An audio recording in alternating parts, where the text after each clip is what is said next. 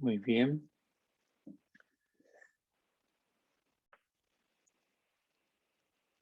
Muy bienvenidas y bienvenidos al ciclo de charlas BRIC Conocimiento que Transforma. En esta oportunidad nos acompaña el doctor Cristian Seltzer Pérez, quien es neurocientífico, diseñador gráfico, educador, comunicador y artista chileno-canadiense. El profesor Seltzer se describe a sí mismo como una persona curiosa, que a menudo niega los conceptos de exclusión y especialización. Estudió diseño gráfico, pero pronto se acercó al área de la salud, egresando como tecnólogo médico de la Universidad de la Frontera. Luego, en la Universidad Austral, obtuvo su doctorado en biología celular y molecular. En el año 2009 se estableció en Montreal, especializándose en neurociencia.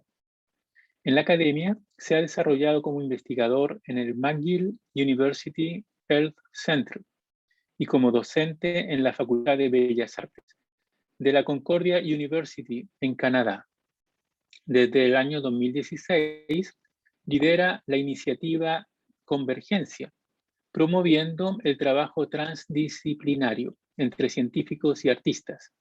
Esta organización independiente y sin fines de lucro tiene como objetivo promover la educación y el conocimiento de la ciencia a través del arte, buscando el cruce entre la ciencia y el arte para explorar la emocionalidad perdida en la comunicación científica.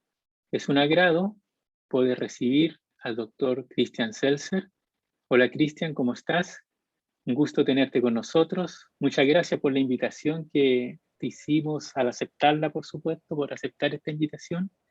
Y es un agrado y una oportunidad para nosotros en aprender y escuchar de las cosas, los cruces, las convergencias y el arte y la ciencia que está involucrada en tu quehacer. Así que te dejo todo el auditorio a ti y bueno, estamos escuchándote. Bienvenido. Gracias, muchas gracias. Bueno, primero, gracias por la introducción. Muchas gracias por la invitación. Es súper raro hablar a mi pantalla sin ver a nadie más. Pero vamos a hacer un esfuerzo y voy a compartir con ustedes lo que he estado haciendo en los últimos años. Una de las cosas que he estado haciendo en los últimos años. Como Ronald decía, me dedico a varias cosas. Trabajo como neurocientífico usualmente desde los lunes a los jueves, estoy haciendo experimentos, trabajando en mis proyectos. Luego los viernes, el día de hoy, me dedico precisamente al trabajo transdisciplinario entre ciencias, neurociencias y arte, bellas artes. Aparte de eso, también trabajo con una organización que ve por el avance de gente en calidad de inmigrantes e indígenas en Canadá, y tengo mi práctica como artista también. Entonces estoy muy interesado en el tema de cómo podemos poner todas estas cosas juntas, y esto explica un poco las razones de por qué me he dedicado desde el 2016 a algo más concreto en el trabajo de el azar, ciencia y arte. Voy a compartir mi pantalla entonces. Por favor, si tienen cualquier pregunta, pónganla en el chat. No sé si tienen después apertura de cámaras, pero me encantaría que conversemos después de la charla, que hagan las preguntas mientras tanto ahí y que podamos conversar después mirándonos un poco a través de la pantalla, yo acá en Montreal y ustedes allá en Chile. Ok, déjame ver.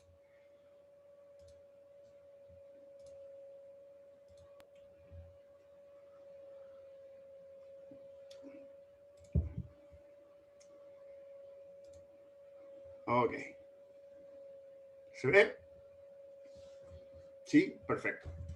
Entonces, mi talk, mi charla hoy día se llama Desapego emocional en la comunicación científica, bases y posibles soluciones. Y pongo esto entre paréntesis para recordarles que estamos hablando de seres humanos y que la comunicación que realizamos es con otros seres humanos. Por lo tanto, es sumamente importante considerar todos los aspectos que están relacionados a la comunicación para poder alcanzar de manera eficaz con la información a nuestro público target, donde queremos llegar, ¿cierto?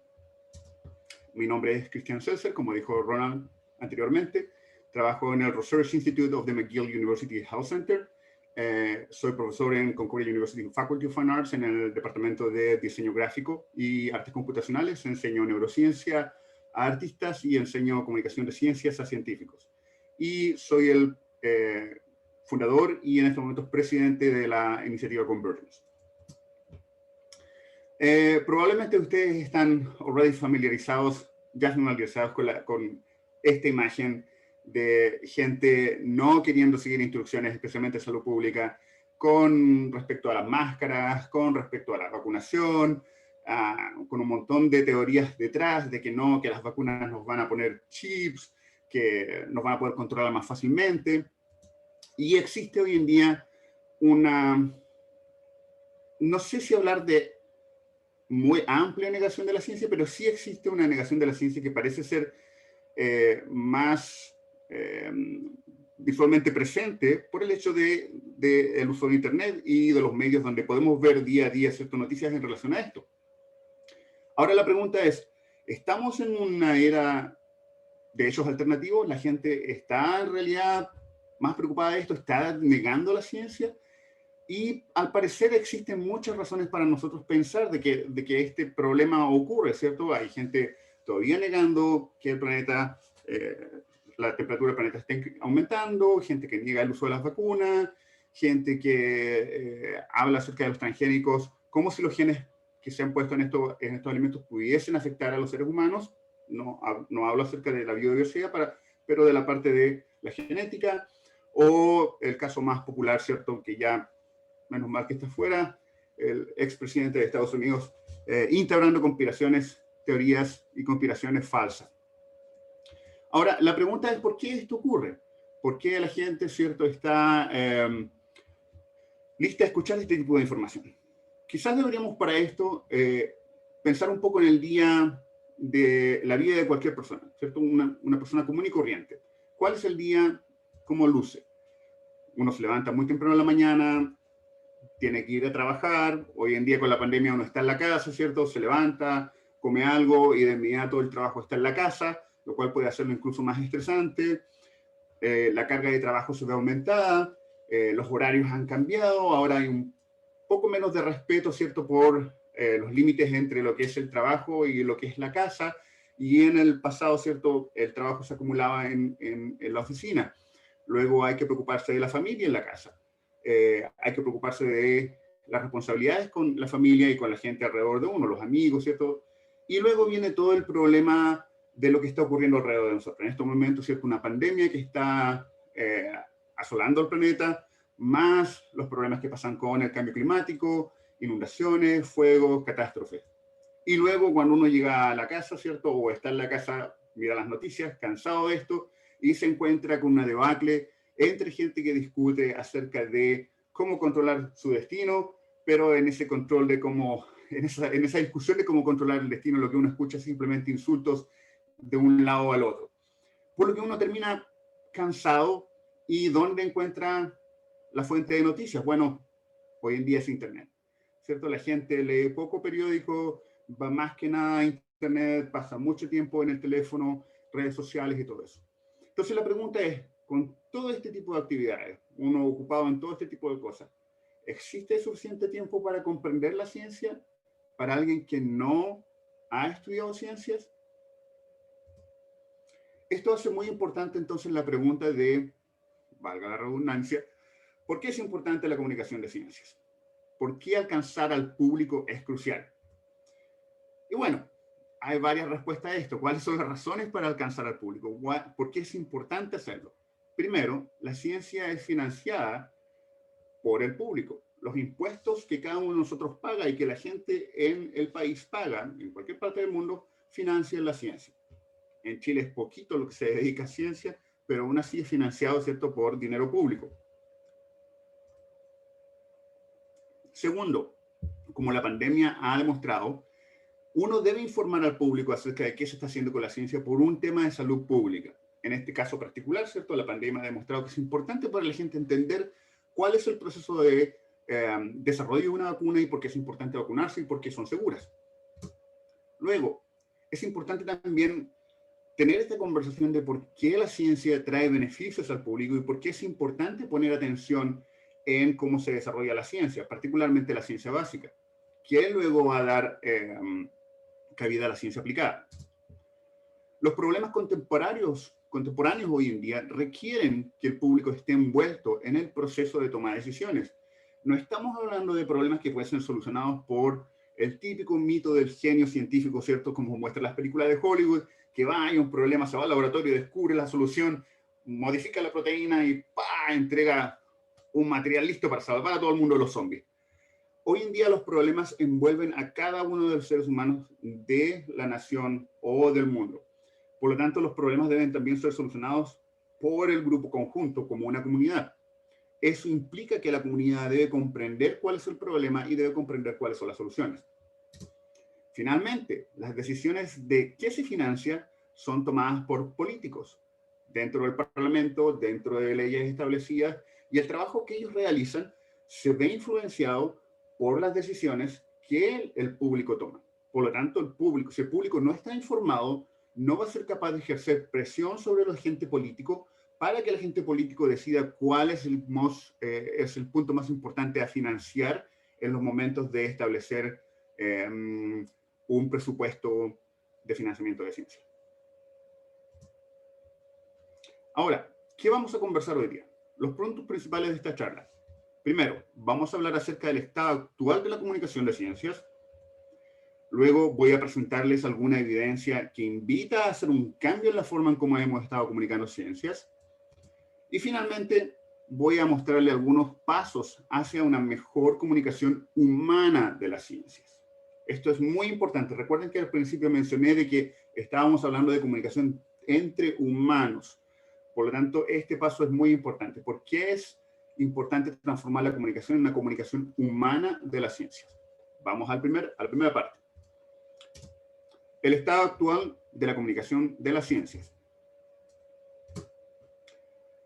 Para comunicar ciencias hoy en día, o para entender las ciencias, el lenguaje de las ciencias hoy en día, uno requiere 5 años de universidad, más probablemente 2 años de máster, más probablemente un doctorado que lleva entre 5 a 7 años, más si no tienes mucha suerte con los experimentos. Y en muchos casos un postdoctorado de 4 años, adicional al trabajo del doctorado. Ahora, estamos hablando aquí de entre 17 a 20 años de educación, desde el momento en que uno comienza, que le gusta algo de las ciencias, a poder realmente entender y hablar el lenguaje de las ciencias. La mayoría del público, fuera de este círculo, no tiene este entrenamiento. Y la universidad con 5 años no entrega los suficientes materiales para que uno pueda desarrollar pensamiento crítico. Y este es el problema más importante aquí. El otro punto es también que cuando uno desarrolla este entrenamiento de varios años para poder hacer ciencia, uno pasa a hablar en un lenguaje que es diferente al lenguaje que usa el público. Déjenme explicar por qué. Existen razones filosóficas detrás de la forma en cómo uno comunica las ciencias y la barrera que esto crea. Entonces vamos a hablar de diferentes barreras que ocurren cuando uno obtiene este entrenamiento. La primera barrera, el entrenamiento científico basado en el método científico. Para entender esto, quisiera llevarlos un poco a las ideas que basan el método científico. Esto no es una crítica del método científico per se, no estoy diciendo con esto que el método científico es malo, pero estoy identificando en el método científico cuáles son las razones de por qué nuestra comunicación con el público es inefectiva. Partamos con Francis Bacon. Francis Bacon, el que podría llamarse padre del método científico, en el 1500 habló acerca del conocimiento viene solo o primordialmente de la experiencia sensorial, que es la base para el empiricismo que ocupamos en ciencia y que viene obviamente mucho antes con Aristóteles, pero en tiempos modernos vamos a hablar de Bacon. Bacon pensaba de que la única forma de poder obtener conocimiento es a través de experiencia y esto se traduce en experimentación. Luego Locke, padre de la educación moderna, dijo que todo lo que sabemos ha sido ganado de la experiencia, nuevamente reafirmando lo que Bacon dijo. Hume comprendió que cosas como la inducción y la causalidad no son racionales. Cuando nosotros buscamos causas para eventos, el encontrar las causas a esos eventos no vienen de la razón, pero están más relacionados con los hábitos. Para comprender esto, básicamente es como decir, yo sé que todas las mañanas el sol va a salir por el oeste, por el este, ¿oeste? Sí, por el este, que va a salir por el este. Y yo sé eso porque el hábito me dice, la observación me dice que todas las mañanas eso es lo que ocurre. Ahora, en ciencia, eso no es racional, es simplemente hábito. Para poder demostrar eso, yo debo hacer experimentos. Ahora, hay problemas con los experimentos. Sigamos analizando un poco más lo que dicen los filósofos acerca de esto. Popper, más recientemente, dice que las teorías científicas no pueden ser directamente comprobadas y es por eso que él desarrolla un método en el cual uno debe demostrar, falsificar las teorías, tratar de demostrar que son falsas. En vez de tratar de demostrar que son ciertas, tratar de demostrar que son falsas, de forma que uno no tiene sesgo en el momento de analizarlas. Y esto es lo que introduce la hipótesis nula, la hipótesis alternativa y todas estas cosas, ¿cierto?, que son muy bien conocidas para los estadistas y que ya son complicadas para algunos científicos. Muchos científicos todavía están tratando de probar la hipótesis en vez de desprobarla.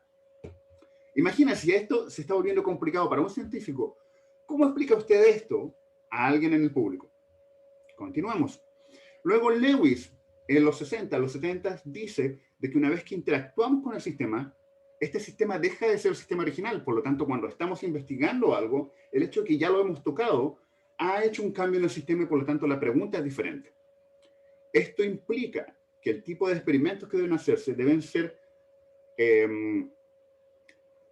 deben ser considerados desde distintos ángulos para poder entender lo que uno está haciendo.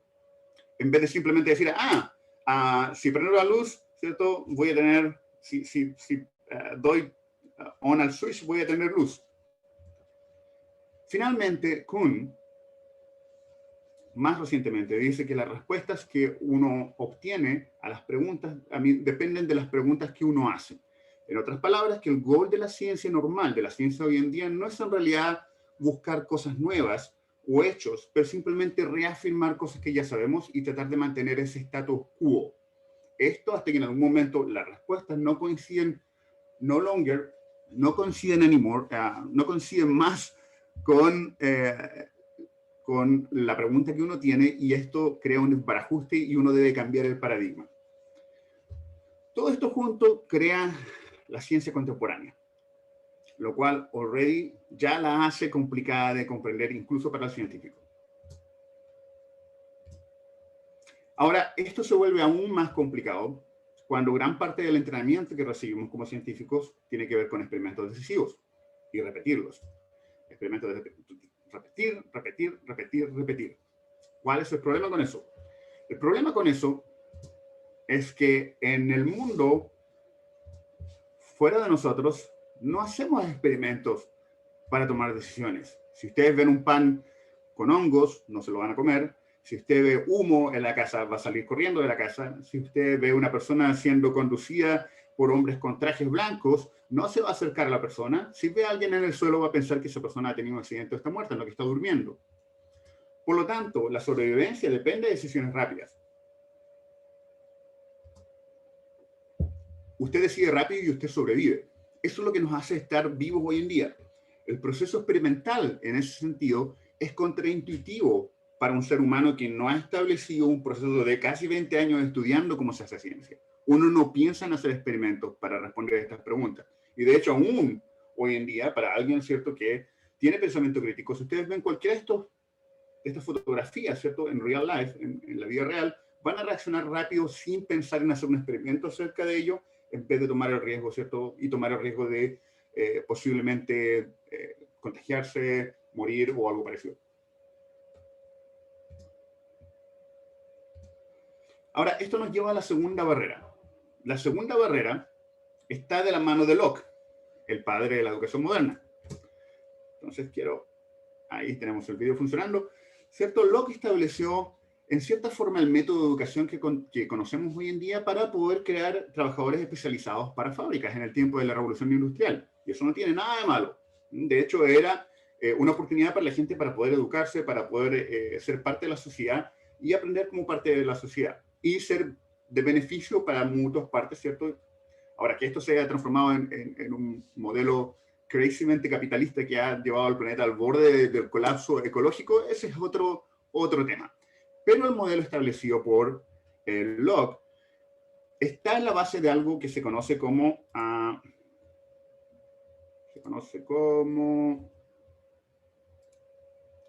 el método del déficit.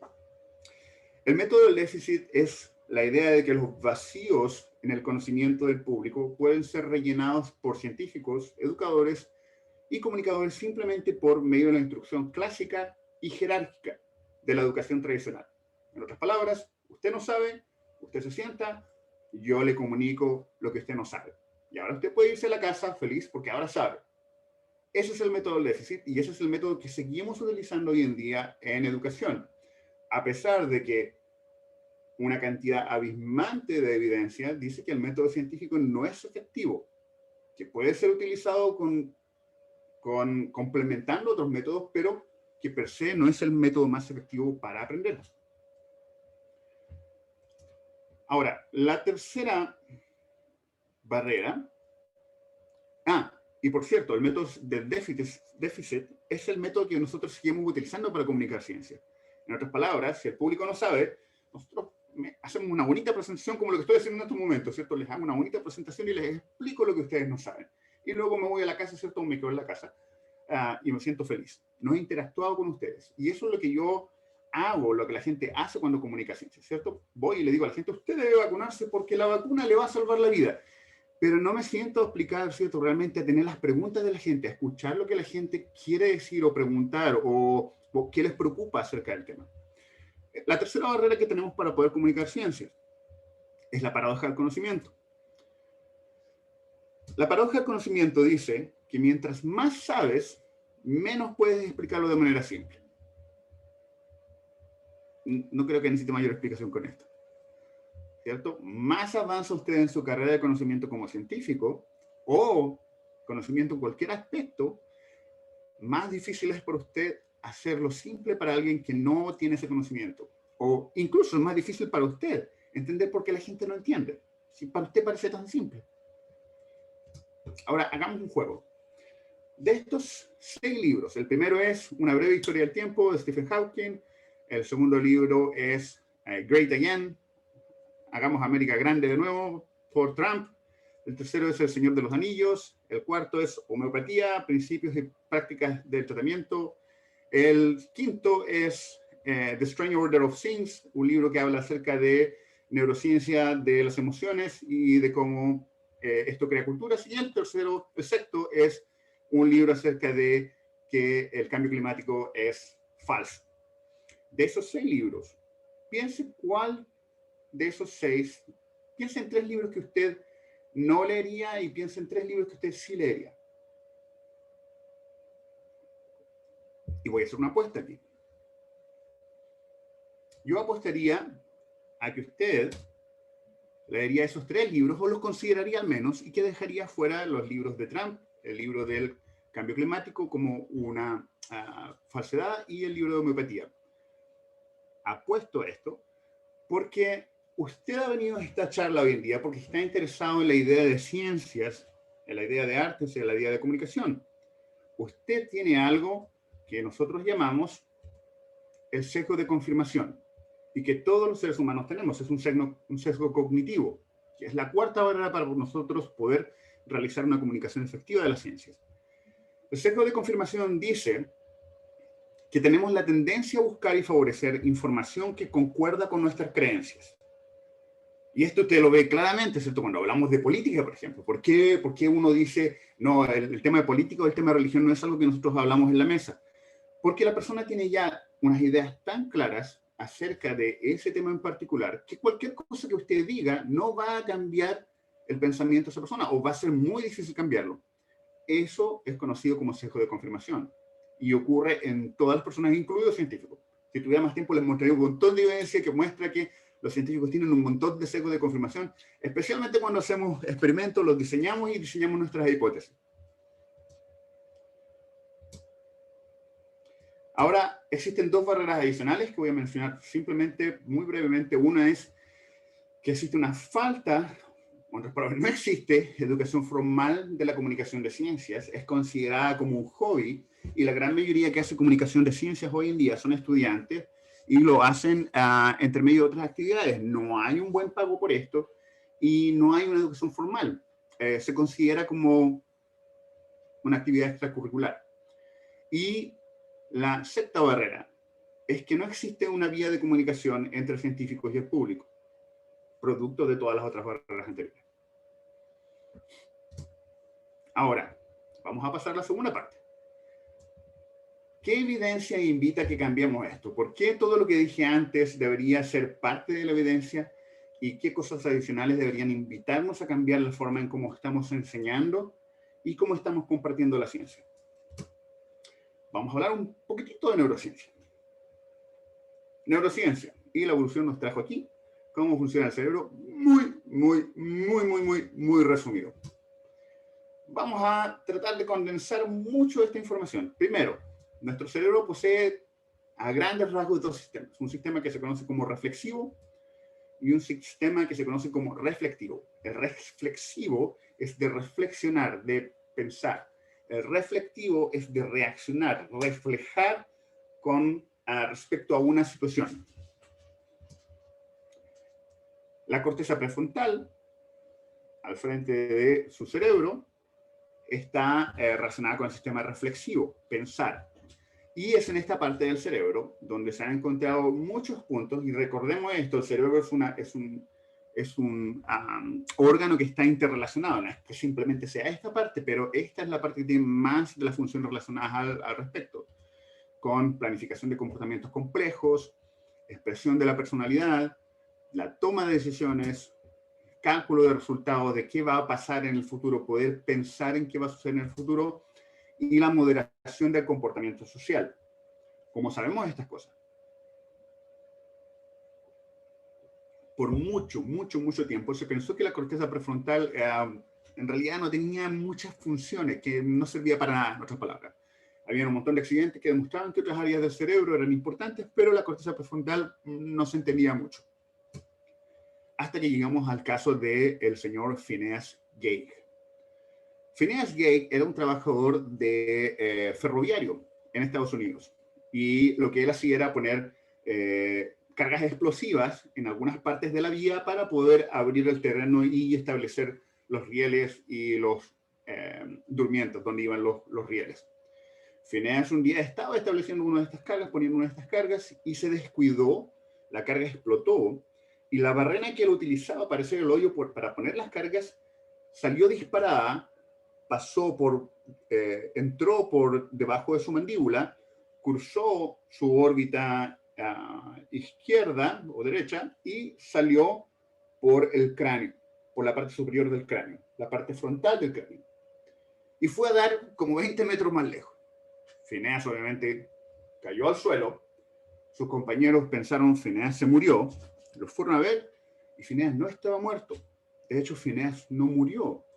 Phineas pudo pararse, obviamente medio mareado y todo lo demás, pudo pararse, vino el médico, todo lo demás, Phineas se salvó, etcétera, etcétera, y parecía estar normal en todos los sentidos. Phineas podía escuchar, podía hablar, podía caminar, podía ver, podía desarrollarse casi con normalidad. Hasta que la gente alrededor de él comenzó a notar cambios en su comportamiento. Phineas no pudo nunca más planificar. Cuando recibía su sueldo, se lo gastaba todo de inmediato. No pudo nunca más poner filtro a lo que él estaba diciendo. Era increíblemente, todo era increíblemente sexualizado. Él le hablaba a las mujeres de forma que era francamente asquerosa para ellas en ese tiempo. Para él era un placer, por lo visto. Insultaba a la gente, él no medía consecuencias, en otras palabras. Phineas terminó trabajando en un circo por esto. Y finalmente él estuvo de acuerdo a donar su cráneo, ¿cierto? Cuando él se muriera, para saber qué había pasado con él. Él experimentó una terrible deshabilidad no visible y fue que él perdió su corteza prefrontal. Durante los años 90, Damasio, el mismo hombre que puso el libro de él, que trabaja en las ideas acerca de emocionalidad y todo lo demás, ellos publicaron un artículo haciendo un modelo de qué había ocurrido en el cráneo, en el cerebro de Phineas Gage. Phineas Gage perdió su corteza prefrontal. Y muchos otros estudios han demostrado que la corteza prefrontal es key, es sumamente crucial para el desarrollo de decisiones. Este, por ejemplo, es un estudio en relación a recompensa, cuánto se demora la gente, ¿cierto? ¿Qué parte del cerebro se activan o reactivan, ¿cierto? Cuando uno ofrece una recompensa a la gente, dependiendo de la respuesta. Si uno, por ejemplo, ofrece una recompensa inmediata, las áreas activadas en el cerebro son estas áreas que están más en la base, que son parte de un sistema que se conoce como sistema límbico, que tiene que ver con recompensa y placer. Si las recompensas son independientes del tiempo, estas se relacionan más si va a tomar tiempo, perdón, y usted debe planificar por qué esto es mejor para usted, entonces las áreas activadas del cerebro están en la corteza prefrontal, donde usted tiene que pensar y planificar a futuro, ok, ¿por qué esto es más conveniente para mí? Y de hecho, en el experimento lo que se ofrecía era más dinero si usted esperaba más tiempo.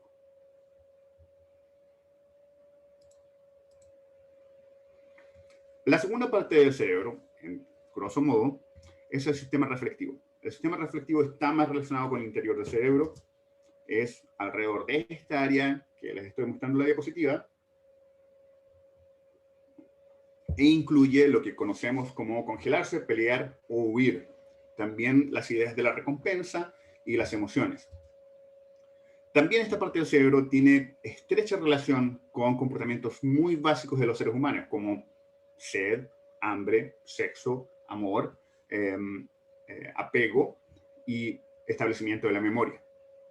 En otras palabras, es primordial y básico para la función de cualquier animal con cerebro. Si usted remueve este sistema basal del cerebro, simplemente no funciona, el cuerpo muere.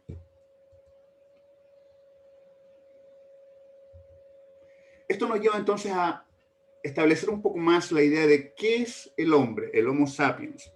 El Homo sapiens es esta combinación, ¿cierto?, de este cerebro completo, no solamente el lado de la razón, que es lo que estamos tratando de persuadir con la forma en cómo enseñamos comunicación hoy en día, especialmente comunicación de ciencias. Por eso les estoy explicando todo esto. El Homo sapiens es una mezcla de esto. De hecho, es una mezcla de otras formas de conocimiento, no solamente del conocimiento científico, pero también conocimientos tradicionales. Y esto es algo muy importante que finalmente está ocurriendo en Chile, ¿cierto? Las personas indígenas están siendo incluidas en el debate y en la creación de leyes, porque otras formas de conocimiento son importantes también. Este es un tema muy importante también en Canadá. El cerebro, ¿cierto?, posee áreas que son relacionadas a la visión, relacionadas a la asociación somático-sensorial, a la relación sensorial, a la comprensión del lenguaje y a la función motora voluntaria. El movimiento de los ojos, el habla, el oído, la coordinación, la asociación. Todas estas partes del cerebro nos hablan de otros tipos de conocimiento y otros tipos de formas de adquirir conocimiento que no están simplemente relacionadas a la razón per se, pero están relacionadas con la experiencia sensorial. Las funciones mentales superiores, ¿cierto?, relacionan toda esta información y luego, ¿cierto?, hacen que haga sentido. Ahora, los seres humanos también están muy influenciados por en qué confían y a qué le tienen miedo. Y esto es parte de cualquier animal. Y hay partes del cerebro que están especialmente dedicadas para esto. Por ejemplo, la amígdala, que muestro aquí, está relacionada, ¿cierto?, con los procesos de adquisición de la memoria. Uno recuerda cosas, ¿cierto?, más fácilmente si afectan la forma en cómo uno se relaciona con esos procesos. La toma de decisiones, respuestas emocionales, el miedo, la ansiedad y la agresión están relacionadas con ese punto. Yo confío en alguien si no le tengo miedo. El hipotálamo, por otro lado, ¿cierto?, coordina todas estas ideas con nuestro estado basal metabólico, ¿cierto? ¿Cuál es la temperatura de mi cuerpo? tengo hambre, estoy estresado, estoy esperando un hijo, siento apego a alguien o siento rechazo por esa persona, tengo sed, estoy fatigado, necesito dormir, ¿qué hora del día es, cierto? Circuito circadiano. ¿Cuál es mi estado sexual? ¿Estoy excitado? ¿Estoy en un estado en que no me interesa el sexo? Todo eso también va a tener relación en cómo voy a recibir la información. Esto va a estar, cierto, conectado nuevamente con nuestra razón. ¿Cómo veo estas emociones? ¿Cómo estas emociones se asocian con qué voy a recibir como recompensa? Y esto va a influenciar mi toma de decisiones. Va a influenciar si imito o no, ¿cierto?, esta información y si me preparo socialmente para tomar una acción, conocido como priming en inglés. El hipocampo finalmente va a tomar toda esta información y va a establecer memoria de ella y va a hacerla relevante o no. Esto nos va a llevar, ¿cierto?, a tomar decisiones también, y esto en parte va a influenciar nuestro comportamiento con el grupo. Grupo y empatía. Hay videos muy interesantes de Mr. Ash que ustedes pueden ver ahí, que muestran, ¿cierto?, que uno toma decisiones dependiendo de lo que el grupo hace, incluso si uno no está de acuerdo. Y esto es parte de nuestra evolución y de nuestra sobrevivencia como seres humanos, ¿cierto? Ahora, esto va a estar relacionado con nuestra empatía con la gente, la compasión, el asco, también está influenciado por nuestro cerebro. Y recompensa y placer. Nuestro cerebro reconoce patrones. Nuestro cerebro, ¿cierto?, comprende cómo estos patrones funcionan. Y usa eso para no gastar tanta energía. Algo que se conoce como heurística, que es tomar información del pasado, de la memoria, y simplemente ponerla junta y decir, ok, esto es lo que hace más sentido, esto es lo que voy a hacer. Y uno debe enfrentar esa heurística para ser capaz de comunicar ciencia, porque la ciencia precisamente avanza todos los días con nuevas cosas, demostrando nuevo conocimiento que reemplaza el anterior, lo cual es contraintuitivo para alguien que no comprende el proceso, porque si funcionó antes, ¿por qué ahora no funciona? Finalmente, nuestra ilusión de control. Es sumamente importante, ¿cierto?, sentir que uno está en control de la situación. Parte de nuestra sobrevivencia. Ahora, como voy con el tiempo, 30 y tantos minutos, lo que les menciono aquí está relacionado con información obviamente sacada de estudios científicos. El paciente SM tuvo un daño en la amígdala y se descubrió que esta persona, por ejemplo, no tenía miedo y que actuaba, ¿cierto?, sin miedo en general, y esto era riesgoso. Las emociones tienen una influencia, ¿cierto?, en nuestra corteza prefrontal y en la adquisición de memoria, y porque están interrelacionadas, ¿cierto?, con la emoción generada de la amígdala. Este estudio que ustedes ven aquí está relacionado con cómo uno recuerda las cosas dependiendo, ¿cierto?, de la situación emocional que uno tiene, y cómo establecer un razonamiento antes de la situación emocional puede ayudarnos, ¿cierto?, a combatir la forma en que uno recuerda y, en cierta forma, disminuir un poco la influencia de la amígdala. Les mencionaba antes que la condición energética, ¿cierto?, que uno siente en el momento, metabolismo, en qué momento del día uno está, también va a influenciar la forma en cómo uno recibe la información. Mientras más argumentos usted expone o escucha, más ocupado o cansado se siente, menos sabe del tema, es más probable que el argumento va a ser persuasivo, porque no tiene la energía para ir en contra de él. Finalmente van a haber situaciones, ¿cierto?, que nos van a generar reflejos como el asco, que es la misma parte del cerebro que tiene también relación con la empatía. En este estudio en particular, ¿cierto?, lo que se hizo fue preguntarle, ¿cierto?, dar un consejo. Vino una persona que era un experto, esto era un experto en finanzas, y dio su consejo a la persona, ¿cierto?, tomó una decisión, y lo que sucedió aquí fueron dos cosas. Uno, que cuando la persona no escuchó al experto, la activación de la ínsula fue evidente. Se sintió, ¿cierto?, la persona sentía la misma sensación de asco y repulsión, y había movimientos involuntarios de no realizar, ¿cierto?, el riesgo financiero. Se requería un esfuerzo para poder llevar a cabo la decisión, porque el cerebro estaba siendo activado por la misma forma que nos activa cuando tenemos asco, algo que está podrido. Mientras tanto, cuando en ese estudio, ¿cierto?, cuando las personas escuchaban al experto en términos de finanzas y tomaban una decisión de acuerdo a esto, había activación de un área del cerebro conocida como la ínsula posterior y el cingulato posterior, que tiene que ver con conformar y ser parte del grupo. En otras palabras, había activación de felicidad. Ahora, esto se vio en otro estudio también, donde la situación era cambiar o no de idea. Cambiar de idea genera también activación de la ínsula anterior, el mismo centro para el asco. En otras palabras, cuando usted tiene que cambiar de opinión, su cerebro le está provocando asco. Cuando usted no cambia de opinión, se mantiene en su posición, siente placer. Y esto explica por qué en una discusión, cuando usted debe cambiar su punto de vista, ¿por qué es tan difícil cambiar de punto de vista? Porque su cerebro le está diciendo, no, quédate en esa posición. ¿Y por qué se siente tanto placer cuando usted gana una discusión y se mantiene en su idea, ¿cierto? Porque el cerebro le está dando recompensas de placer, ¿cierto? Con neurotransmisores en la parte que genera placer. Y esto se extrapone a la forma cuando usted está comunicando ciencia.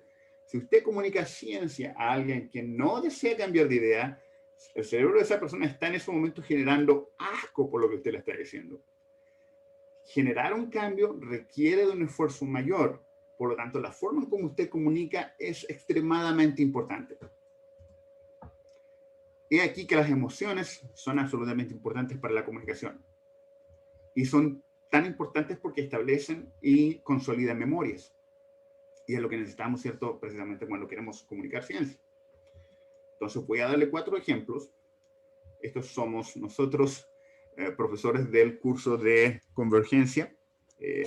La profesora Bettina Fournier, que no está enseñando ahora conmigo, pero que enseñamos por 3 años juntos el curso. Ahí estábamos haciendo la idea del estereotipo entre el científico y el artista, y cómo no entiendes nada, ¿cierto? ¿Qué es esto? Y el artista dice como, no, yo hago lo que quiero. Bueno, precisamente de este estereotipo es de donde queremos sacar ideas de cómo poder ejecutar una comunicación efectiva de ciencias a través del arte. ¿Por qué? Porque hay evidencia que demuestra que el arte ayuda a disminuir la ansiedad, activa el placer, promueve la introspección y promociona la confianza. Y esos son 4 puntos cruciales para poder combatir la forma natural en cómo el cerebro se responde, ¿cierto? Cuando usted trata de hacerlo cambiar de ideas. O cuando usted está estableciendo el marco de cómo quiere comunicar su ciencia. Usted no quiere una persona estresada, ¿cierto? Quiere que la persona esté con muy baja ansiedad. Quiere que la comunicación que está entregando sea placentera, de forma que ese placer, esa recompensa generada por lo que usted está enseñando o comunicando, ¿cierto?, haga que la persona recuerde mejor y sienta que lo que usted enseña, ¿cierto?, es entretenido. Usted quiere que la persona tenga introspección, que en otras palabras pueda pensar acerca de las causas, las razones, los procesos y qué va a pasar en el futuro si toma cierta u otra decisión. Y quiere promover la confianza para poder establecer una buena comunicación. Disminución de la ansiedad. Este es un estudio que muestra que la belleza está relacionada con la activación de la amígdala. Y que cuando usted muestra a alguien texturas o colores que son placenteros, y con eso estoy refiriéndome, por ejemplo, a una textura que es suave o un color que armoniza con otros colores, la activación de la amígdala disminuye. Perdón, la activación de la amígdala aumenta y la activación de la ínsula disminuye. En otras palabras, placer y belleza pueden ser generados también en la amígdala de forma diferente a miedo. Y la activación de la ínsula, que genera asco, disminuye. La coordinación entre estos 2 centros, más la corteza orbital, que tiene que ver con la razón, genera una disminución en la ansiedad de la persona. Simplemente por colores y texturas. Este es un estudio del año 2015 y 2017, publicado en Fronteras de Human Neuroscience. Activación del placer. Sabemos, por ejemplo, que a través de la música, y estos son estudios muy interesantes hechos aquí en Montreal por el doctor Satorre, que trabaja en neuroestética de la música. Él ha demostrado que existen 2 etapas al escuchar música. Uno es la anticipación de la música. Cuando la persona sabe que va a escuchar música, un área del cerebro conocido como dorsal striatum, que es el área que nos prepara a hacer cosas, se activa. Memoria motora se activa, ¿cierto? Nos preparamos para empezar a movernos, comportamientos dirigidos son activados, ¿qué voy a hacer? Acercamiento y apego se activan. Me acerco, me gusta. Y luego cuando la música está en su peak, núcleus accumbens queda activado, que tiene que ver con motivación, con aversión, con refuerzo positivo y con recompensa. En otras palabras, con placer. Y escribir placer con S, horrible, debería ser con C. Y esa es la fuerza de la música. Dependiendo de qué setting, qué lugar usted está estableciendo, ¿cierto?, su conversación, puede influenciar la forma en cómo esta información va a llegar a la persona. Promoción de la introspección. Disfrutar el arte activa una red del cerebro conocida como la red por defecto. En inglés es Default Mode Network. Y esa red está relacionada también con introspección. Esa red está relacionada con divagación mental. Cuando usted está relajado y no pensando, su cerebro está yendo hacia donde quiere ir. Cuando usted sueña despierto, ¿cierto?, las memorias vienen a usted, hay recolección de memorias, puede imaginar el futuro, crea tareas autobiográficas, empatía y proyección. Proyección de usted mismo hacia otros y proyección de otros hacia usted. Usted puede empatizar con la persona y puede tomar mejores decisiones. Se sabe también que esta red está encargada de establecer lo que es la creatividad y la imaginación y que nos permite solucionar problemas de manera más eficiente que trabajar simplemente todo el tiempo en el problema. Uno requiere de descansos y por eso es importante descansar en medio de tareas que son extenuantes. Se sabe también que y esto pasa cuando usted está observando arte. Usted va a una galería, observa arte, mira una buena película, escucha buena música, ¿cierto? Esta activación ocurre. Se sabe también que hay activación de basal ganglia que tiene que ver con movimientos, como veíamos antes, ¿cierto? Hay comportamientos de attachment, de apego, aversión, positive reinforcement, me siento, ¿cierto?, feliz haciendo esto, observando esto. Finalmente, promoción de la confianza. Cuando usted está hablando, ¿cierto?, con alguien en quien confía, su cerebro genera algo que se conoce como oxitocina. La oxitocina es una hormona, un neuropéptido, y se conoce como la hormona del amor. Ahora, no está solamente relacionada con la idea cursi del amor en general, pero sí relacionada con apego social y con un montón de aspectos sociales del comportamiento de animales. En seres humanos no hay diferencia, la misma cosa. Existe liberación de oxitocina cuando usted está enfrente de alguien en quien confía. Por lo tanto, y la liberación de oxitocina, y esta es la parte más importante, la liberación de oxitocina modula el comportamiento de la amígdala, decrece la ansiedad. En otras palabras, usted quiere comunicar su ciencia ganando la confianza de la persona y no simplemente batallando con la persona por lo que usted cree que es correcto. Bueno, parte 3. Eso fue toda la idea de, ¿cierto?, por qué neurociencia nos dice que debemos cambiar la forma en cómo estamos comunicando. Parte 3, y estoy casi al final del tiempo aquí, es pasos a una mejor comunicación humana de las ciencias. Me voy a saltar algunas partes porque ya estoy un poco atrasado. Simplemente quiero mostrarles que el modelo del déficit puede ser reemplazado por algo que es conocido como el modelo de interacción bidireccional. En este modelo, lo que hacemos es aprendemos y distribuimos el conocimiento basado en interacciones horizontales y recíprocas entre los participantes. El profesor deja de ser el instructor jerárquico y comienza a bajar a un nivel en el cual todos somos iguales, todos aprendemos los unos de los otros, realizamos actividades, tenemos conversaciones. Este modelo es aplicado por cosas como la ciencia ciudadana, Guerrilla Science y la iniciativa Convergence Initiative.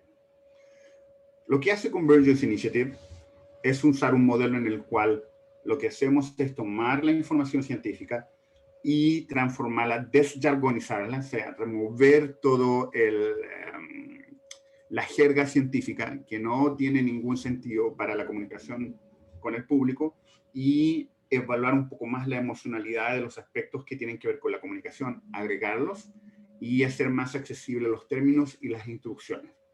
La ciencia disminuye un poco a lo que es el core, a lo que es el corazón y lo más importante del mensaje, y de esta forma es entregado al público. Esto a través de diseño gráfico primero y luego a través de bellas artes.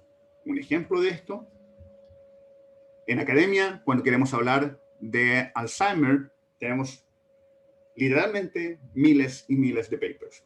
Este es un ejemplo, ¿cierto?, de papers que tienen que ver con Alzheimer en pocos años. Si uno va a Google va a encontrar que son quizás millones ahora. Si pasamos al segundo paso, ¿cierto? Hacer esta información más apetecible e interesante para la gente, vamos a medios de educación, ¿cierto? Donde usamos diseño gráfico e infografías. Si queremos llegar a todo el público y generar un cambio realmente interesante, establecemos arte. Y este es Still Alice, ¿cierto? La novela de Lisa Genova, que fue transformada en una película que ganó el Oscar y que habla acerca de Alzheimer. Y que hizo un profundo cambio en la forma en cómo Alzheimer estaba siendo financiado, en lo que la gente entendía por Alzheimer y en cómo, ¿cierto?, veíamos la enfermedad per se. Ahora, lo que hacemos en Convergence es precisamente trabajar en ese punto. Trabajamos entre artistas y neurocientíficos para que compartan experiencias como iguales. En este trabajo, lo que hacemos es, tenemos un curso que ya lleva 5 años ocurriendo, en los cuales tratamos temas de neurociencia y arte. El curso habla acerca de filosofía de la ciencia, teoría del arte, neurociencias y arte, principios de neurociencia, sistema visual, la interacción del color, hablamos en arte, emociones, cinemática en arte, neurociencia de la creatividad, pensamiento divergente y convergente en la parte del arte, neuroestética, belleza y so on. Hacemos presentaciones cinemáticas, aprendemos acerca de cómo demostrar los datos, aprendemos de la emocionalidad de la forma de entregar los datos, de cómo se pueden utilizar materiales, de cómo la ciencia puede ser transformada en materiales para crear metáforas que hablen a las emociones de las personas y poder establecer una mejor comunicación entre la información científica y la composición holística del ser humano, emociones y razón. Luego, en el segundo semestre, hacemos tours a espacios de ciencia y arte, hacemos debates de arte y ciencia y terminamos produciendo piezas de arte que están basadas en ciencia. Entonces, quiero ir a esa parte. Entonces, déjenme avanzar un poco. Y no puedo avanzar un poco, todo a la velocidad que quiera. Eso es parte del curso. Estos son los alumnos del año 2018. Este es un photoshoot que hicimos al final del curso para un catálogo de la exhibición de nuestros alumnos. Hicimos un video promocional y luego hicimos una exhibición, y esto se hace todos los años. Es una exhibición pública que dura entre 1 o 2 meses de los trabajos de arte que los estudiantes y los de arte y ciencia hacen. Los estudiantes tienen también la posibilidad de hablar acerca de sus trabajos científicos de maneras no tradicionales, de una forma que no es el típico discurso en público. Estas son parte de las clases de neurociencia, lo que están viendo ahora.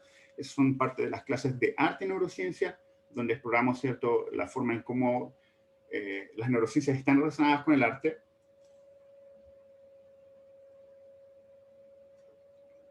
Esta es parte de nuestra clase de comunicaciones, donde hablábamos acerca de la emocionalidad y donde describimos situaciones como teorías conspirativas, por qué la gente no escucha a los hechos y cómo poder ejecutar un cambio a este tipo de problemas. Esto es un poco de diseño gráfico, principios de diseño gráfico, y aquí están nuestros tours a los laboratorios de neurociencia y a los estudios de Bellas Artes en Concordia. Los laboratorios que visitamos, ahora durante la pandemia eso ha sido difícil, pero durante el tiempo que no es pandemia, visitamos los laboratorios de Research Institute de McGill University Health Center, donde yo trabajo también, y las plataformas tecnológicas del MSc. Y estas son las visitas a los estudios de arte, donde nuestros estudiantes juegan un montón, y eso de hecho es parte del proceso. Visitamos arte técnico, arte computacional, hacemos debates. Ahora, todo esto, a ver si llegamos pronto. Esto es parte de los debates de nuestros estudiantes y luego al final, ¿cierto?, tenemos nuestras exhibiciones. ¿Cómo avanzo más rápido aquí? Ok. En resumen, entonces, los puntos de la charla hoy día fueron el estado actual de las comunicaciones de las ciencias. Usar el modelo del déficit no está ayudando a la gente, ¿cierto?, a comprender mejor la información que los científicos desarrollan en los laboratorios. La evidencia invita al cambio. Neurociencias ha demostrado ciencias sociales ha demostrado, educación ha demostrado que hay mejores formas de educar y de compartir ciencia. Y existen organizaciones hoy en día que trabajan de forma exitosa con este tipo de modelos, especialmente con el modelo bidireccional de compartir información. Los dejo invitados a seguirme, a hacer preguntas. Ese es mi handler de Twitter, ese es el sitio web de la iniciativa Convergence. Voy a parar ahora para ver si hay preguntas para que conversemos. Me encantaría verles el rostro, si es posible. Y mientras esto pasa, voy a ir por un vaso de agua mientras ustedes aparecen y ponen preguntas. Un segundo. Necesito agua.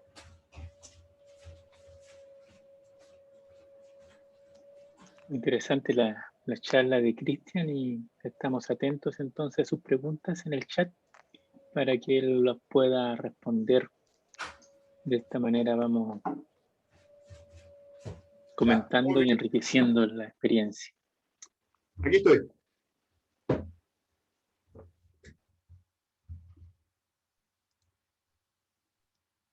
¿Puede la gente aparecer en el...? Disculpe, profesor, por el formato de seminario webinar, lamentablemente no podemos ver las caritas de las personas, pero veo que en el chat tenemos hartas interacciones y esperamos tener más todavía.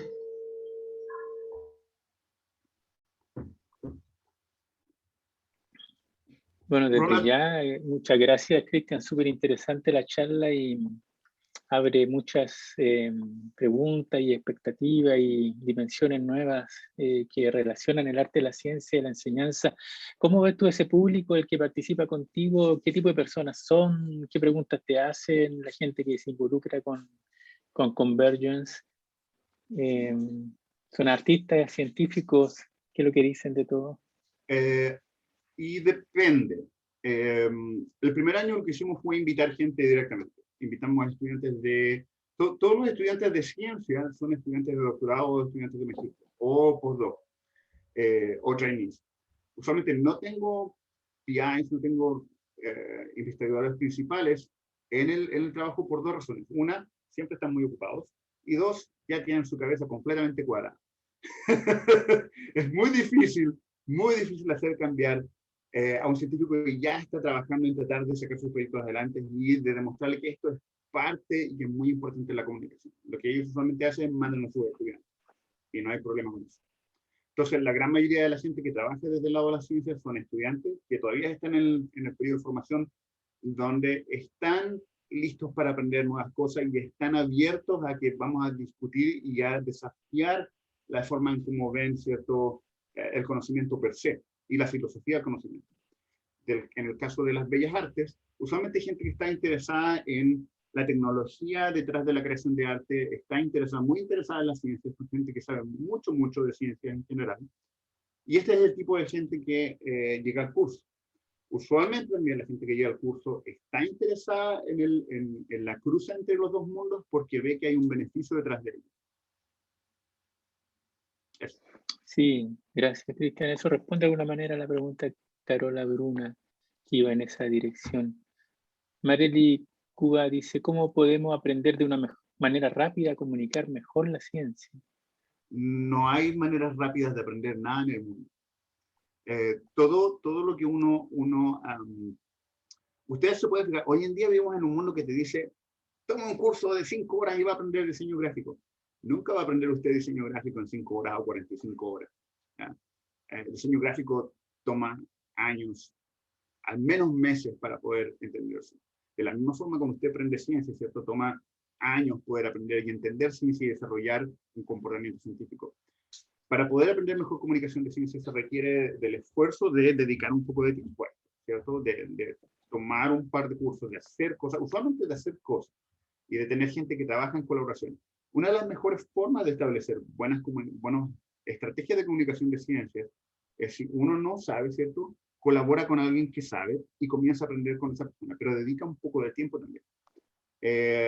Esa sería una forma para mí recomendable hacerlo.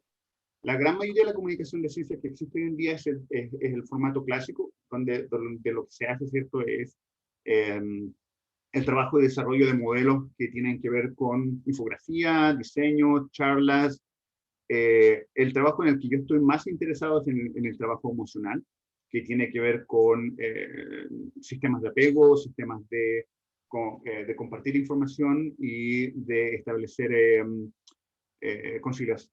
consolidación de la memoria de una forma más profunda que simplemente a través de una lista de información. Estoy más interesado, ¿cierto?, en salir un poco de la idea del déficit, de yo te entrego la información, y más interesado en activar, ¿cierto?, el pensamiento de mi contraparte, desafiar ese pensamiento y crear algo que se llama Inoculation Theory, teoría de la inoculación, que funciona muy parecido a las vacunas, pero con información. Lo que hago, ¿cierto?, establezco dudas, establezco preguntas y la persona piensa por sí sola y aprende por sí sola y finalmente desarrolla por sí sola una inmunidad o una forma a entender cómo se hace la ciencia y cuáles son los beneficios de la ciencia. Perfecto. Claudia Muñoz Rivera dice, Cristian, un placer verte. Tu ponencia me genera mucha inquietud en cuanto a cómo se enseña ciencia, sobre todo a los niños.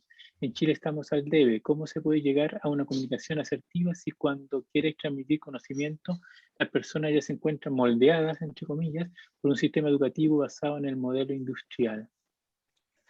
Esa es una pregunta que tiene todo el mundo en estos momentos, Claudia. Nuestros sistemas educacionales en general están basados en un sistema de producción de trabajadores para la industria, hasta el día de hoy.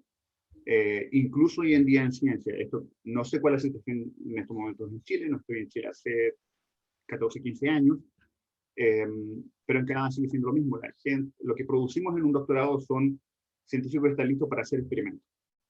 Ni siquiera hay filosofía de la ciencia en el trabajo de educación de un científico, no hay exposición a otras materias. El curso que nosotros hacemos es uno de los pocos cursos que existe donde se ofrece en el programa de neurociencia como una alternativa, si el estudiante quiere tomarlo, pero en general no existe. Ahora, si ese es un problema, ¿cierto?, en la educación superior, en la educación básica, se sigue enseñando de la misma forma que antes. Hay esfuerzos para cambiarlo, no estoy consciente de cuáles son los esfuerzos en Chile para cambiarlo, pero sí tiene que haber un cambio. No podemos seguir enseñando, por ejemplo, clasificación simplemente a los estudiantes, pedir a los estudiantes que vayan y simplemente clasifiquen hojas o cosas parecidas. Hay que enseñar cosas que hagan que el estudiante se sienta interesado en la materia y se sienta que es parte de un juego de lo que se está haciendo, no un requerimiento. Y eso es complicado, no tengo una respuesta final a eso. Perfecto. Hay algunas también que apuntan, fíjate, a las referencias, donde has encontrado referencias que te permitan llegar al público, o qué tipo de literatura o de links tú recomiendas para entrar en el tema. ¿En español? No sé, pues español, inglés. Todos mis links son en estos momentos en inglés, muchachos, lo siento mucho. Pueden comunicarse conmigo también, si tienen preguntas. Puedo recomendar cosas como la iniciativa Convergence, puedo recomendar cosas como Guerrilla Science, que hace, de hecho, lo que hace Guerrilla Science, que no tuve tiempo para hablar acerca de eso, lo que hace Guerrilla Science es, ellos van a eventos, como por ejemplo ferias, carnavales y cosas así, y hacen juegos y experimentos con la gente en los eventos. Yo he estado participando con ellos en eventos, tuvimos por ejemplo una stand, donde lo que hacíamos era, teníamos diferentes experimentos con sabores, y lo que hacíamos era hablar acerca de la neurociencia del sabor, y de cómo estaba conectada con los sentidos, con diversos experimentos. Por ejemplo, la persona se tapaba la nariz y testeaba algo, y después se dejaba la nariz tapada y se daba cuenta que el sabor era diferente. O utilizábamos un tipo de baya que lo que hace es cambiar el sabor ácido a dulce, que es utilizada en África. Y eso era para hablar acerca de receptores. Entonces, son muy, muy interesantes los juegos que hacen, y ese es el tipo de comunicación científica que ellos hacen.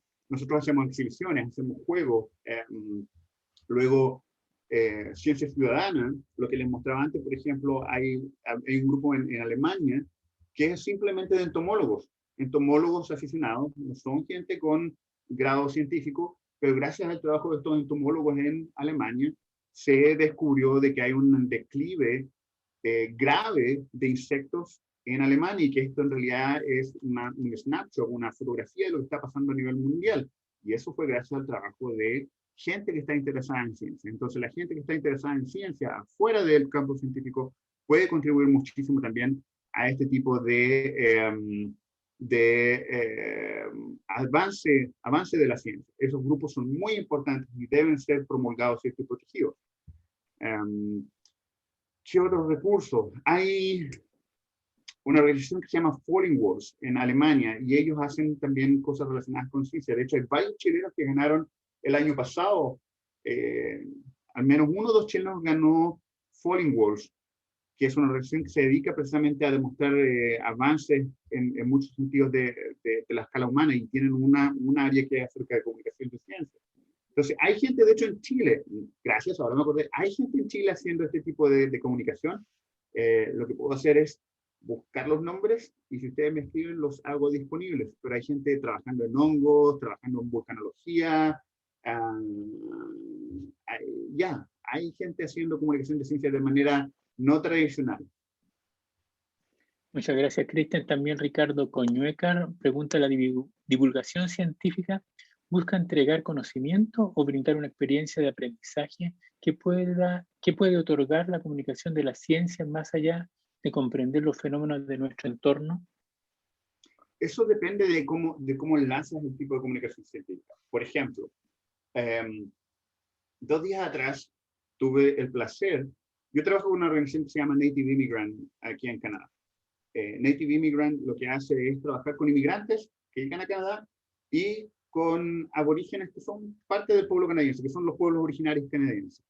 En la región donde yo vivo, las naciones originales canadienses son las 6 naciones de los Iroquois. Y el área donde yo estoy pertenece a la nación Mohawk. Y tengo muy buenas relaciones con la gente Mohawk. Tengo un muy buen amigo Mohawk con el cual conversamos todo el tiempo. Y luego tengo amigos también en otras organizaciones, otras naciones, primeras naciones en Canadá. Y tuvimos el placer de hospedar a uno de estos amigos, una profesora de matemáticas de la nación Cree, y ella habló acerca de matemáticas, acerca de ciencia vista desde un punto de vista indígena, acerca de cómo la indigeneidad y cómo el conocimiento visto desde el punto de vista indígena nos puede ayudar a aprender ciencia de mejor manera y a poner la ciencia en un contexto que es mucho más humano, desde un punto de yo sé esto, lo domino, lo transformo y hago lo que quiero con esto, a yo sé esto, pero entiendo también que es parte de un contexto global y que soy parte de ese contexto, y si no lo considero, me estoy autodestruyendo. Que es lo que, por ejemplo, la comunicación, las maneras de conocer indígenas nos enseñan acerca de cómo hacer las cosas. ¿Por qué debemos tener un respeto por la tierra que está alrededor de nosotros? Y eso por eso me hace muy feliz, ¿cierto?, que Chile finalmente esté considerando pueblos indígenas para establecer leyes, porque ellos van a traer ese punto de vista. Algo que es muy importante en la comunicación de ciencia, y no lo mencioné hoy día por falta de tiempo, pero en Canadá se menciona mucho, es la diversidad de quien comunica las ciencias. No puede ser que todo el tiempo, ¿cierto?, tengamos a alguien, eso es lo que se menciona en Canadá, ¿cierto?, alguien que sea blanco hablando de ciencia. En el caso particular de Chile, no puede ser que siempre, ¿cierto?, la persona que habla de ciencia sea simplemente blanca o hombre. Tiene que haber mujeres hablando de ciencia, tiene que haber indígenas hablando de ciencia, tiene que haber inmigrantes hablando de ciencia. Se necesitan los puntos de vista de personas con diferentes experiencias para poder realizar una mejor y más profunda comunicación de ciencias, para poder hacer sentir también que la gente, ¿cierto?, que es parte del proceso que tú quieres enseñar, es bienvenida. Se necesita representatividad, ¿cierto?, en el proceso de la comunicación. Y eso es algo que se puede aplicar en Chile. Absolutamente. Yo vengo de una familia súper pobre. Y aquí estoy haciendo ciencia. Entonces, la idea es que podamos comunicar esas ciencias, ¿cierto?, a gente de todos los estratos sociales, no solamente gente que tiene acceso. La gente que está escuchando esta conversación hoy en día, ya per se tiene el privilegio, ¿cierto?, de tener un computador, probablemente es parte de una universidad, tiene educación, ¿cierto?, y acceso a una educación que no todo el mundo tiene. Tenemos que ser capaces de poder llevar nuestra ciencia, ¿cierto?, a lugares donde no hay acceso y hacerla entretenida y hacerla, ¿cierto?, relevante. No simplemente te voy a enseñar cómo hacer un reactor nuclear cuando en realidad no tengo ni pan para comer. Gracias, Cristian. Mario Fuentealba dice: el sistema cognitivo probablemente evolucionó a partir del sistema sensorio-motor. ¿Qué rol en su modelo es aprender haciendo? Es preponderante. Es preponderante, ¿cierto? Cuando aprendes haciendo, no solamente estás envolviendo tu memoria, ¿cierto?, tus procesos frontales, estás envolviendo todas las otras partes del cerebro, ¿cierto? Estás envolviendo tus sistemas motores, tus sistemas visuales, tus sistemas, ¿cierto?, auditivos, sistemas de gusto, sistema olfativo, todos estos sistemas, y eso crean un reforzamiento de la memoria, ¿cierto?, del proceso que estás aprendiendo mucho más fuerte que simplemente tomar un libro y leerlo. Por eso es importante, ¿cierto?, salirse de la idea de solamente leyendo voy a poder aprender. Lo que mencionas es sumamente importante. Hacer lo hace mucho más entretenido, y eso es por esa misma razón es que el curso que nosotros enseñamos el segundo semestre es completamente hacer. Es hacer una pieza de arte, y en hacer esa pieza de arte implica que nuestro grupo de estudiantes van a estar, ¿cierto?, desarrollando cosas juntos, van a estar teniendo una conversación juntos, un debate juntos acerca de por qué elegimos estos materiales, por qué enfocamos esta parte de la ciencia, ¿cierto?, y no este otro problema. ¿Por qué, ¿cierto?, discutimos este aspecto? ¿Por qué vamos a usar esta música?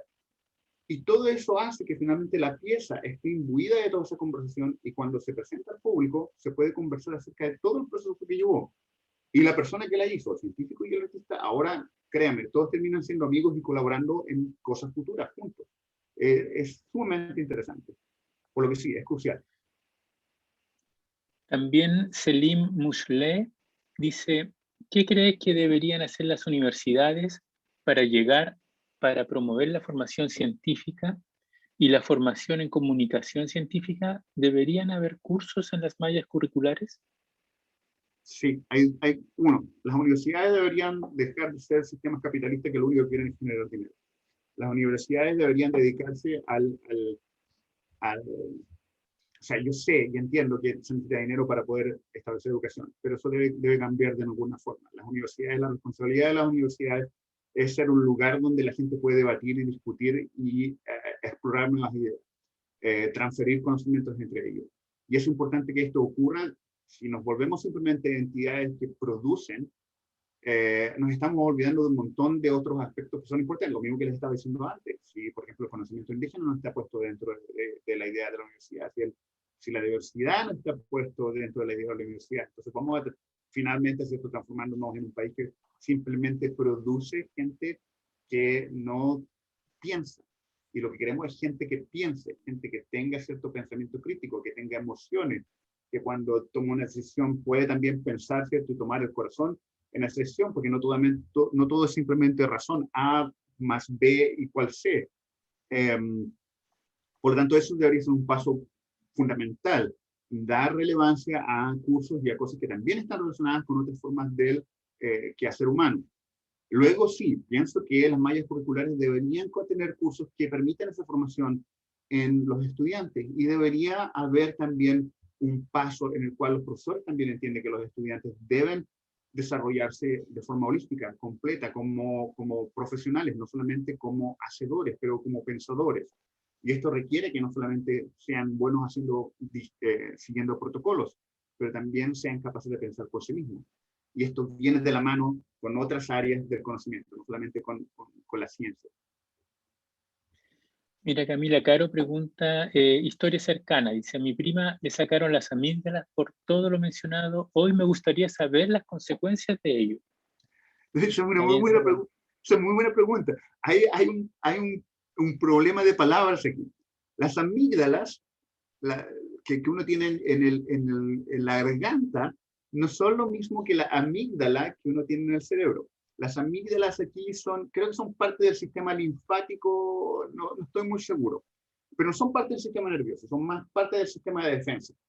La amígdala que existe en el cerebro, que creo que amígdala significa nuez o algo parecido, no recuerdo muy bien, son dos pequeños órganos que están dentro del cerebro, en la base del cerebro, y que están conectados, ¿cierto?, a las áreas donde se consolida memoria, y que reciben conexiones desde todas las partes sensoriales del cerebro. Entonces son un sistema súper importante, pero no son las amígdalas del cuello. Así que eso es bueno, porque si nos quitan las amígdalas que están en el cerebro, nos transformamos en personas sin miedo. Y no es bueno no tener miedo. Para sobrevivir en el mundo diario, ¿cierto?, uno necesita de estímulos que te digan, cuidado, viene un auto, ¿cierto? Cosas como esas. Así que todo bien, no hay problema. Perfecto. La misma Camila Caro dice respecto a la difusión del contenido científico y particularmente lo que es educación ambiental. ¿Cómo se podría dar a conocer la importancia del cuidado ambiental y la urgencia que esto tiene, pero sin ser alarmante, como para que el receptor no se bloquee ante la información? Mm, esa es una buena pregunta. Es una buena pregunta porque estamos en un momento en que quizás deberíamos ser alarmantes, porque nos hemos movido muy lento con las cosas. Sí, claro, uno no quiere ser alarmante para que la gente no se sienta incapacitada. No estoy seguro cómo hacer eso. Creo que obviamente es importante la exploración. ¿Sabes lo que yo creo? Volvemos a la misma pregunta, al mismo pensamiento que teníamos antes no recuerdo quién fue la persona que hablaba acerca de hacer. Eh, una de las mejores formas de comprender la importancia del ambiente es ir al ambiente. Es como, es como tener un perro. Tú no entiendes, ¿cierto? No se entiende tan fuertemente el valor de otros organismos o otras formas de vida que no son la humana, hasta que no tienes otra forma de vida, ¿cierto? Que cambia tu vida y que es parte de tu vida y que necesita de ti. Eh, yo tengo un perro y lo adoro. Y me ha enseñado, ¿cierto? Por todos los años que he estado con nosotros, que existe una cosa importantísima en la existencia de otros animales, y no es que fuera antes una persona maltratadora de animales o algo parecido, pero sí ha puesto en la mesa, ¿cierto?, la importancia de que las otras criaturas también son parte de este planeta y que tengo que tener cierto cuidado y respeto por ellas. Pero eso pasa por la experiencia. Entonces, creo que lo más importante, si quieres enseñar una buena educación científica relacionada con el ambiente, es ir al ambiente y pasar tiempo en el medio ambiente y establecer relaciones, ¿cierto?, del medio ambiente que no son simplemente basadas en el libro, sino que demostraciones de cómo, por ejemplo, si hoy día llueve, el agua va a ir aquí, y hacer cosas que la gente pueda ver esas demostraciones, que sean tangibles, porque es un sistema muy grande. ¿Cómo hacerlo de forma que no sea terrorífico? Yo creo que terrorífico ya es cuando uno lo ve en las noticias y ya lo ve, ¿cierto?, en el día a día. Pero si uno no lo menciona durante el momento que uno está haciendo, la experiencia va a ser bella y uno puede mencionar después que está relacionado con problemas parecidos, no hacerlo preponderante en tu discurso. Creo que esa sería una buena forma.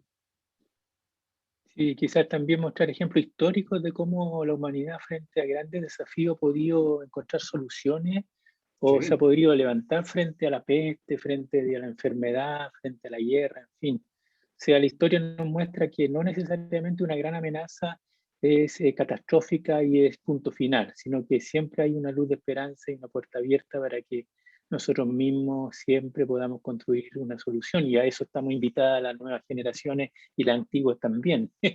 tienes toda la razón. Tienes toda la razón. Hay un montón de ejemplos, ¿cierto?, que nos demuestran que hemos podido hacer cosas antes y eso debería ser también un aliciente para saber que podemos hacer cosas ahora, que podemos actuar.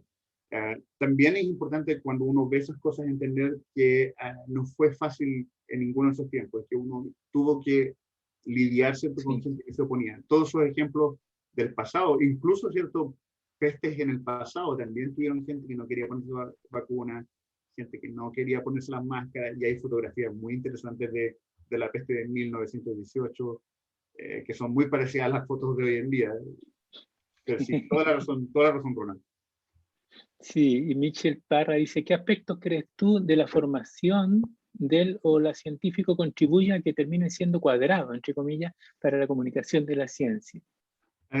Mira, no es que sea, eso es lo que yo quería tratar de explicar en la charla, no es que sea malo. Para poder ser un buen científico, uno debe desarrollar un pensamiento que es crítico y que está basado en un método, ¿cierto? El método científico nos ha permitido avanzar hasta el punto en el que estamos hoy en día. Por lo tanto, no es malo. Hay cosas que pueden cambiarse y que pueden mejorarse, por cierto. Ahora, la forma en que uno realiza el método científico, ¿cierto? ¿Cómo podría uno mejorar el no volverse cuadrado?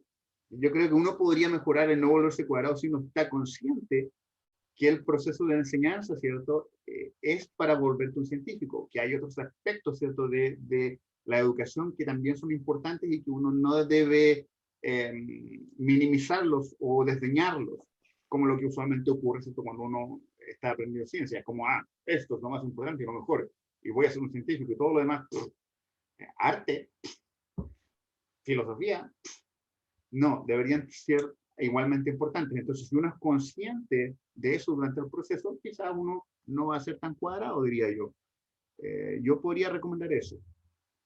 Pero el proceso per Bien. se la idea es que te vuelvas ambaya, ¿cierto? Que trates de eliminar el sesgo lo más posible. Ahora, uno nunca elimina el sesgo, ¿cierto? Por lo mismo que decíamos antes, el cerebro no es solamente razón, es emoción también. Y de hecho uno está sesgado cuando está haciendo ciencia ya, uno hace ciencia porque la ama. Y esa es la razón por la que uno la hace. Brian Molina pregunta, gracias, muy interesante. ¿Ustedes tienen algún postulado, entre comillas, de cómo intervenir sistemáticamente a nivel global las mallas de las carreras científicas en universidades de países en vías de desarrollo? No. No. Mira, me han invitado a Chile. Esta es la tercera vez que me invitan a Chile. Y usualmente la gente después me dice, vamos a hacer algo juntos. Y nunca recibo ningún teléfono de vuelta. Entonces, es difícil ya hacerlo acá en Canadá. Y de hecho, tengo que estar peleando todo el tiempo para que la gente siga manteniendo el programa. Porque no creas que Canadá está, sí, vamos a hacer todo de la nueva forma. No, Canadá también está muy pegado con el deficit model y con la producción. Es un país, ¿cierto?, que está arribita de Estados Unidos, que todo lo que le interesa es producir dinero, ¿cierto? Entonces es complicado aquí también.